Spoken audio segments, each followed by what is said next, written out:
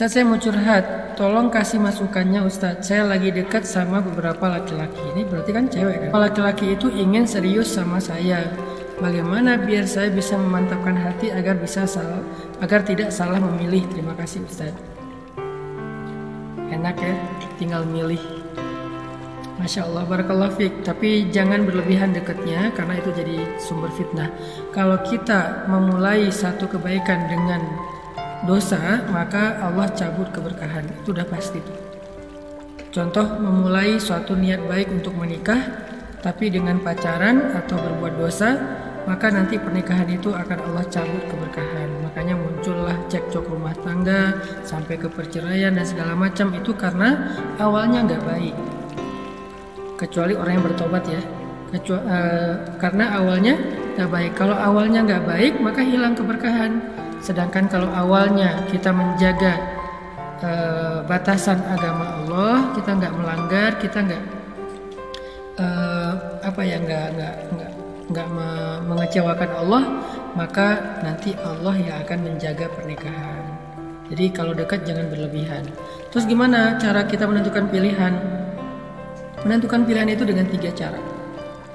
1, minta petunjuk Allah, namanya istikharah. Saya udah pernah jawab ini di live sebelumnya kayaknya. Minta petunjuk Allah, istikharah. Kedua, minta petunjuk ulama, namanya istifta. Nanya, menurut ulama di antara sekian banyak kriteria ini mana yang paling layak jadi imam saya atau makmum saya kalau dia seorang cowok.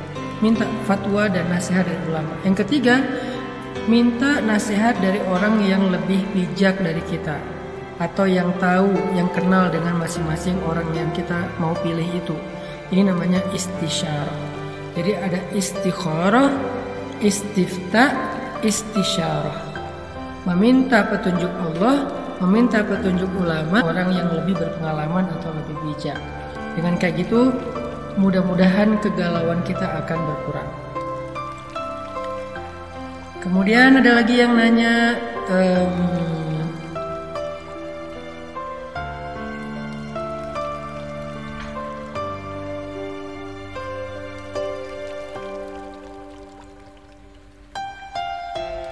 ini tadi udah saya jawab. Ini aja nih, Ustadz, rumah tangga saya di ujung tanduk. Setiap hari suami saya selalu mengancam untuk menceraikan saya. Yang terakhir dia bilang sudah ngurus ke pengacara untuk proses cerai dan kemungkinan sidang bulan ini. Namun saya masih belum mendapatkan bukti bahwa dia sudah mendaftar atau belum.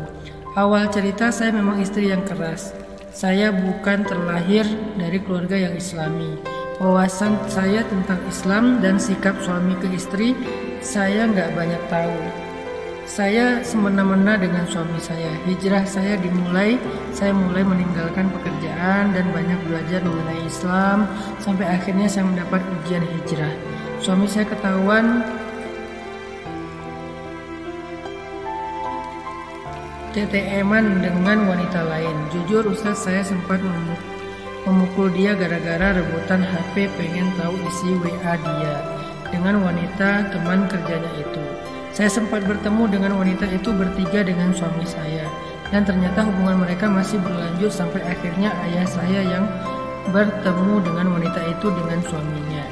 Suami saya marah besar. Setelah semua selesai dan saya mencoba melupakan semuanya, mendekatkan diri pada Allah, hingga perang batin suami saya dimulai. Sikapnya sangat semena-mena terhadap saya dan kekeh untuk bercerai. Segala upaya sudah saya lakukan, dari pihak keluarga pun juga sudah, tapi tetap tidak merubah sikapnya dan tetap ingin menceraikan saya. Saya masih punya anak kecil, Ustadz, umur 2 tahun. Segala upaya sudah saya lakukan. Saya dihina, saya ditinggalkan tanpa pamit, bahkan sempat dihalang-halangi untuk beribadah. Sebenarnya suami saya adalah orang yang agamis. Dia merasa keluarga saya jauh lebih baik daripada dia dan dia merasa malu. Dengan cara sabar pun dan cara baik-baikan tetap gak merubah keputusannya. Sampai akhirnya saya lelah Ustadz ditalak setiap hari. Dan saya mengikhlaskan segala keputusan dia dan meminta dia menjauhi saya dan anak saya. Sebenarnya apa yang harus saya lakukan Ustaz? Bahkan di saat terakhir pun dia selalu membela wanita TTM-an tersebut yang saya lelah Ustaz.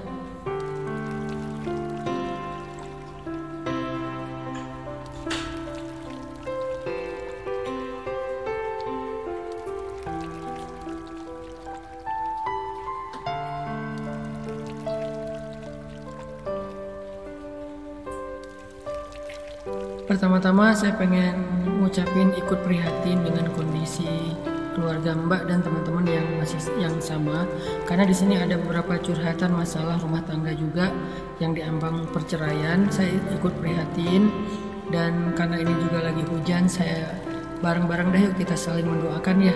Kita doakan semoga Allah melapangkan dada kedua suami istri, kemudian memberikan petunjuk kepada mereka, mengangkat masalah mereka, menggantinya dengan kebaikan. Ala hadhihi niyah as-salihah al-Fatihah.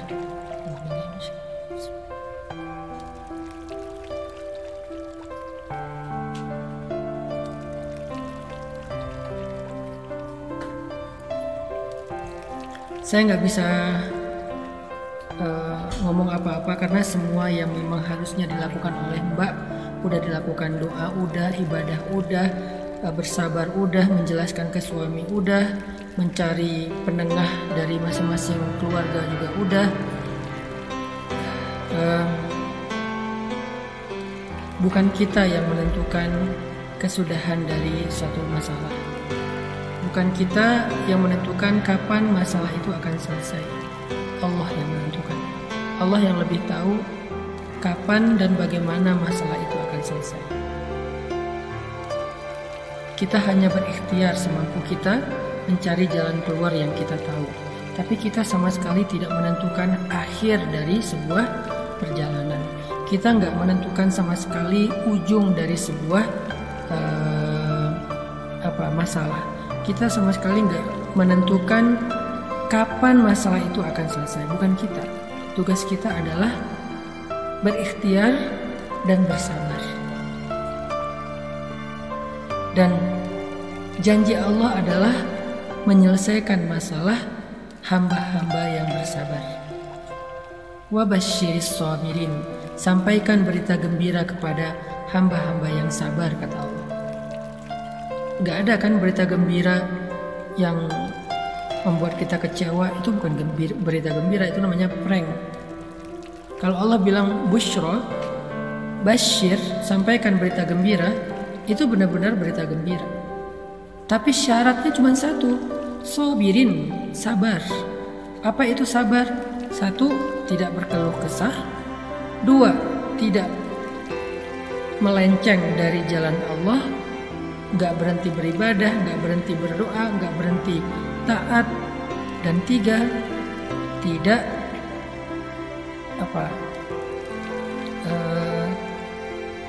tidak berputus asa. Berputus asa itu nyerah, udah gak mau ngapa-ngapain, udah gak mau berikhtiar. Jadi syarat sabar itu tiga. Satu, tidak berkeluh kesah. Kedua, tidak keluar dari ketaatan, tetap taat. Jangan sampai gara-gara kita dapat masalah, kita kecewa sama Allah, terus kita jadi gak taat, itu berarti gak sabar. Dan yang ketiga, tidak berputus asa. Arti tidak berputus asa itu gak berhenti untuk ikhtiar, gak berhenti untuk berusaha yang terbaik dan berharap yang terbaik. Jadi cuman itu syaratnya, sabar. Sehingga kalau kita udah memenuhi syarat itu, sabar, dan Allah lah yang menilai kesabaran kita. Bukan kita ya yang menilai kesabaran, tapi Allah. Kita tuh kayak murid. Mana ada murid yang menilai diri sendiri kan? Kita tuh lebih rendah daripada murid. Murid itu masih lumayan. Kita tuh hamba, budak. Budak itu tidak punya hak. Budak itu nggak bisa protes. Nah, cuman tuan kita adalah sebaik-baik tuan. Kalau budak itu memiliki tuan yang jahat, kayak Bilal punya tuan Umayyah bin Khalaf. Kalau kita tuannya adalah Rabb pencipta alam semesta, dan dia Rahman, Rahim, Latif, Rauf, dan seterusnya.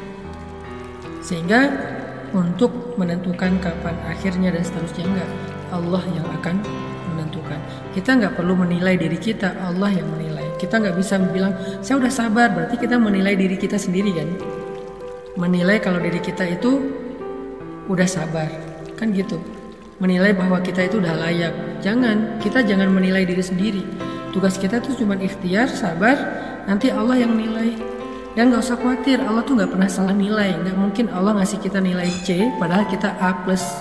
Gak mungkin Allah ngasih kita gelar orang yang berputus asa padahal selama ini kita itu udah sabar banget. Gak mungkin. Karena Allah itu maha teliti, Allah itu maha bijaksana, Allah itu maha tahu, Allah itu maha adil. Jadi gak mungkin salah menilai gara-gara kayak nggak serak aja sama kita, nggak mungkin. Maka karena kita yakin Allah itu maha adil, maha bijaksana, maha teliti, maha tahu, insya Allah penilaian Allah itu adalah penilaian terbaik. Apakah kita udah sabar atau belum, biar Allah yang menilai, bukan kita. Nanti kalau menurut Allah kita udah disebut orang yang sabar, maka Allah akan tunaikan janjinya, busyra wa basyiris sabirin, sampaikan berita gembira kepada orang yang sabar. Jadi saya nggak bisa ngasih masukan apa-apa karena semua yang harus dilakukan udah dilakukan sama Mbak ini. Tinggal kuatkan kesabaran ya Mbak. Mudah-mudahan Allah akan menilai Mbak sebagai orang yang sabar, lalu diberikan kejutan yang nggak pernah terduga-duga. Tingkatkan lagi ibadahnya, banyakin lagi sedekahnya, banyakin lagi istighfar atas dosa-dosa di masa lalu. Karena tidaklah seseorang mendapatkan masalah dalam hidupnya salah satunya kecuali karena dosa-dosa. Mudah-mudahan dengan banyak istighfar dan taubat, semakin berkurang dosa, semakin